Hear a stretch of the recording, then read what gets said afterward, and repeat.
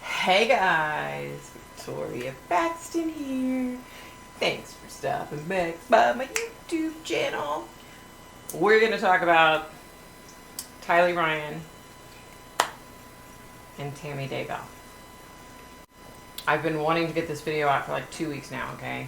But unfortunately I got sick and a lot of shit's been going on, so. Okay, so here's the first thing. Let me preface this by saying like, share, subscribe, all that crap is free. If you're a psychic, do your own video. If you're a fake psychic, stop trying to scam people, okay? Enough's enough. Because I don't want to have to do anything legally, because everything in this video belongs to me. Here's what I did. I connected with Tammy Daybell, and I connected with Tylee Ryan, okay? And I played for them the actual video of what Lori said in her, quote, right of allocation, which is where the defendant can make a statement on their own behalf. You can present any mitigation for the crimes that you've committed, right? So here's what I wanted to do. I could very easily play that, the entire video of her right of allocation here, but I think it hits stronger if I read it, because when I watched the video, I felt a certain type of way. But when I actually went and wrote down what she said, it hit me a lot harder. Please forgive my fan. It's 117 degrees in here, as usual. Last Friday night, I wasn't feeling good on Friday Night Live. Join me on Friday Night Live, 7:30 p.m. Eastern Standard Time, right here on my same bat channel. So anyway, last week I was on for a short time because I was sick, and my hair got sucked into this little fan, and the lights work still, but the fan over here doesn't work, so hubby's going to try to fix it. Anyway, so, you know, this thing changes colors, so if you're seeing odd things, it's not E.T., it's me, okay? So, okay, so I'm going to read her right of allocution. Am I saying that right? Allocution, yes. You guys. So, let me read this to you. Sit back, get a soda, get a drink, some kind of drink, and relax, because this is insane. Plus, hubby's blown my biggest fan on me. I'm gonna suck the air out of here. Okay, thank you. Okay, so here we go. I wrote down verbatim what she said, okay? So she quoted John chapter 8, verse 7. She was basically throwing shade at the judge. Excuse me. And then John chapter 8, verse 15. Jesus' judgment is the only one that counts, basically, okay? So I'm not going to read the verses, but all right, let me start from here. Here we go. Jesus knows me. Jesus understands me. I mourn all of you who mourn my children and Tammy. Jesus Christ knows the truth of what happened here. Jesus Christ knows that no one was murdered in this case. Accidental deaths happened. Suicides happened. Fatal side effects from medication happened. I have a different perspective in life because in 2002, when I was pregnant with Tylee, I died in the hospital while in labor with her. They tried to stop my labor. They put me on the table and they put something in my IV, and I felt my spirit falling to the floor. I was standing near my pregnant body, watching the doctors try to revive me, which took them a few minutes. In that time, my sister Stacy stood to my left. I turned to hug her and was surprised at her spirit because it was as tangible as her physical body. Because I knew I was in spirit and she was in spirit. She said she needed to show me some things. We went to heaven. I later returned to my body. Because of this experience, I have access to heaven. You need to have access to the loony bin, okay? I have access to heaven and the spirit world. Since then, I have had many communications from people now living in heaven. My children, Tylee, Ashlyn, including my children, Tylee, Ashlyn, and Joshua Jackson. My sisters, Stacy and Lolly, my aunts and uncles, my grandparents. I have had many communications with Jesus Christ, the Savior of this world, and our heavenly parents. I'm trying to emphasize where she did, because it was just kind of bizarre, you know? I've had many angelic visitors that have come and communicated with me and even manifested themselves to me. Because of these communications, I know for a fact that my children are happy and busy in the spirit world. Because of my communications with my friend Tammy Daybell, I know that she is all right. Also very happy and extremely busy. I have always mourned the loss of my loved ones, and I have lost many in this mortal world. However, I know more than most people. I know where they are now and what they're doing. I know how wonderful heaven is, and I'm homesick for it every single day. Okay, if you feel that way, if you're homesick for heaven, then why did you have your attorneys negotiate to get rid of the death penalty? Because I think a lot of people on this earth would be okay with you getting the death penalty. You know what I mean? I know we all lived in heaven before we were born on earth, and we were all adult spirits in the heavenly realm. We chose to come to earth as mortals. Heaven is more wonderful than you can possibly imagine. I do not fear death, but I look forward to it. I did not want to return to my body when I was out of it, even though my son Colby, who I adored more than anything, was only 6 years old at the time, and I was about to give birth to this new baby girl that I wanted so badly. I was a young mother, and you would think I wouldn't want to leave my children, but as I stood in heaven, I did not want to go back. I thought they would be fine without me because I was peaceful and I was happy and I was home. But then I was told by Jesus that I needed to go back and complete things that I had covenanted or promised to do before I was born. This caused me a lot of distress because I knew heaven was my real home and I only wanted to be there. I was free from pain, emotional and physical. Then I was shown how I would help my children and others in the future. Ultimately, I did agree to go back to my body. Tylee has visited me. She is happy and very busy. Tylee is free now from all the pains of her life. Tylee suffered horrible physical pain her whole life. I sat with Tylee in the hospital year after year after year while she screamed in pain when the morphine wasn't enough to take away the pain of her pancreatitis. I sat there while she cried, and I held back her hair as she threw up. I'm the only person on this earth who knew or knows how much Tylee suffered in her life. She had pain every single day. She never felt good. Her body did not work right. And I don't know if that's complications from me dying while she was being born or something else, but she had a very difficult life. Yeah, because you were in it. She was sexually abused by her own biological father since she was 3 years old, and she was forced by family court to go visit him for 10 years against her will. I fought for her in court. I protected her. I tried to protect her my whole life. I tried to protect her. I worried about her every single day. Tylee had to get her GED because she couldn't go to school every day because she never felt good. She felt sick. Nobody knows this because Tylee, like myself, tries to put on a good front, tries to be happy, tries to have hope in life. Didn't you dash all that damn hope by killing her? Sorry. Tries to know that she's here for a purpose and that she has an eternal purpose to be on this earth. But I never stopped worrying about her. Yeah, you were extremely worried as you massacred her, right?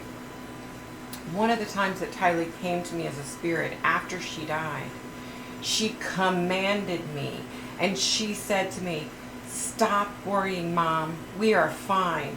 She knows how I worry and how I miss her.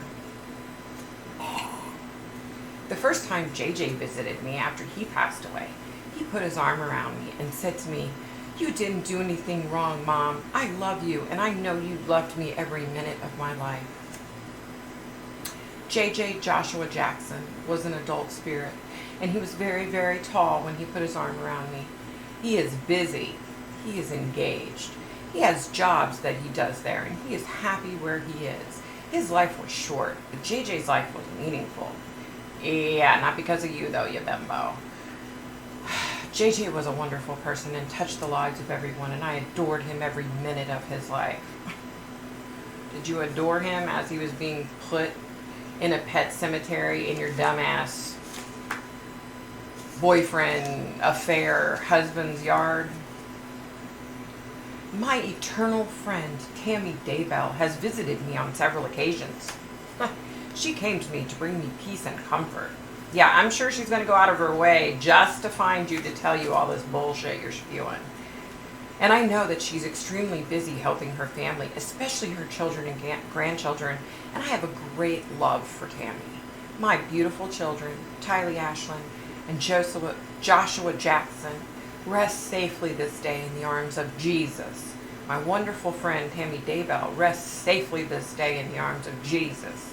And I look forward to the day when we are all reunited, and I too will rest within in the arms of my Jesus. Okay, guys, if you couldn't tell, I was being sarcastic as shit, and let me just say this. I believe in God, I believe in Jesus, okay? Let me put that out there first of all. It's no secret, I don't keep it a secret. And I was being sarcastic when I said Jesus and stuff. Because of the fact that this lady is so damn delusional, it blows my mind just how delusional she is. She seems to think that she can con everybody into believing what she's delusionally believing about what happened. And it just blows my effing mind, you guys. It really does. Okay. So, first of all, I was able to connect with Tylee, and I played Lori's right of, what is it called? Alocation? Right of Alocation. I don't know why I can't remember that damn word. For her, so that she could hear every word. And I asked her if she had anything she wanted to say, first off. She said that there were a lot of incorrect things that her mother said. She said, she said something, how'd she say it? I'm not quite sure, but maybe my mom dreamt that I came to her because I haven't been to visit her. She went on to say, let's see. She went on to say that her and JJ would still be alive had they not have been killed. She was emphatic that neither her or her brother accidentally died in any way, shape, or form, that they were in fact killed without a doubt.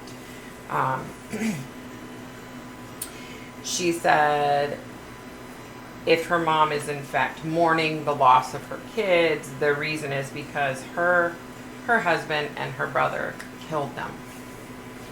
You know, she was very forward about that. She said that what Lori had to say in court was pretty typical of how she had been for like the last year and a half of Tylee's life. She said her mom used to be a great mom. She was an amazing mom, you know, to her and Colby. And then when JJ was born, she was a great mom. And she said, and then she started putting herself first, and that's when it went downhill. And she was no longer a good mom, was no longer concerned about her or her brother. She said that she does not remember the story of her mom dying during her childbirth. She said, you know, you would think, she kind of put it out, you would think with something that big that I would have heard the story a million times. Which, ironically, one of Lori's sisters and her mom both said that they had never heard the story either. So I think it was up here in Lori's head. So I asked her, you know, if she has any intentions of checking in on her mother. She said, of course not. Why would I? She's not in a right frame of mind. I don't want to see that. I don't want to revisit it. I don't want anything to do with that. She's like, I'm happy where I am. I don't want any parts of that. I asked her if she had forgiven Chad, and she said, I don't know Chad. Excuse me. And she said, I really don't want to get to know Chad at this point. No, I don't forgive him. No, I'm not checking in on him. I think he's in the same space that my mom's in, and I don't want any parts of that. She went on to say that I have an advantage where I am today, that I don't have to deal with that anymore, and I don't want to deal with that anymore, which Tylee is like such an old soul. I know her mom claimed that JJ came to her in an adult form and all that, and maybe he was an old soul. But from what I've seen, Tylee is definitely an old soul.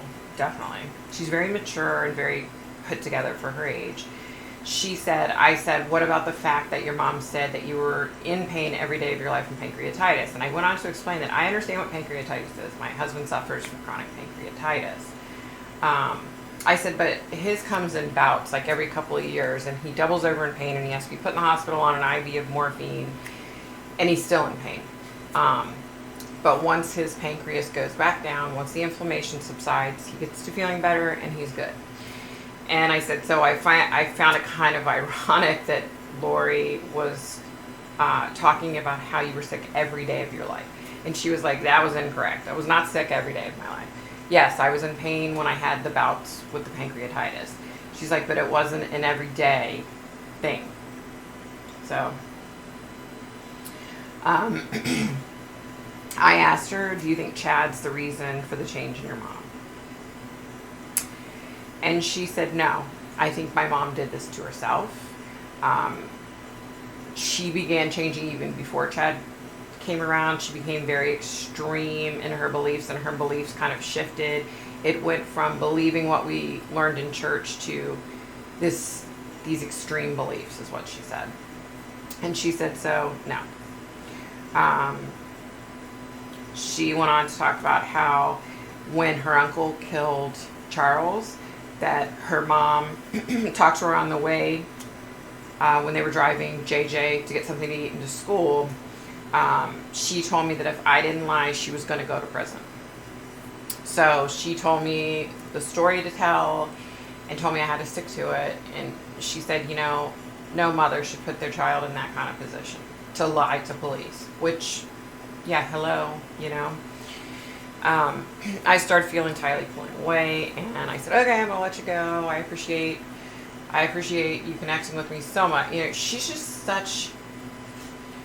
just very bold up front and in your face. Like, she's not afraid. She doesn't hold back, Okay. So I was able to connect with Tammy. I asked her if she had heard Lori's right about Alocation. She said no. I played it for her. At one point, she put her hands together as if she were praying, and I was like, wow. When she got done, she said, I'm going to continue to pray for Lori. I was like, wow. Like, you're an amazing human.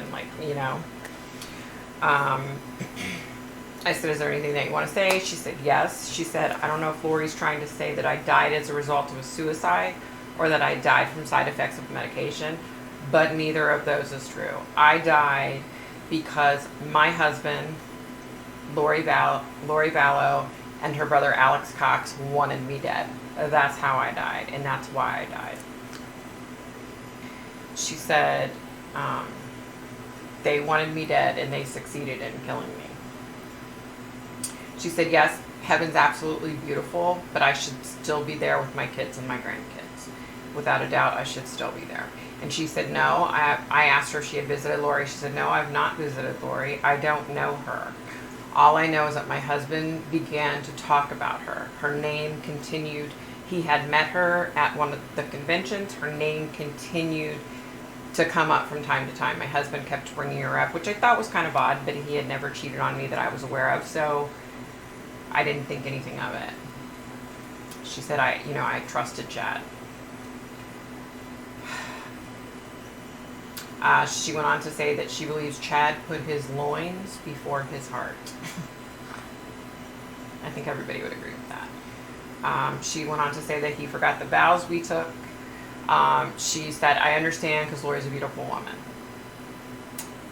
I interjected and said, I don't see her as a beautiful woman based on the horrific things that she was involved in. And she said, yeah, I understand. I asked her how she felt about her children not attending Lori's trial, and they didn't do a victim impact statement, how she felt about that. She said, I love my children and I miss them terribly. I'm constantly checking in on them. I now understand the totality of the situation, so I understood that my children are grieving. They've already lost me, and now they're facing losing their father as well.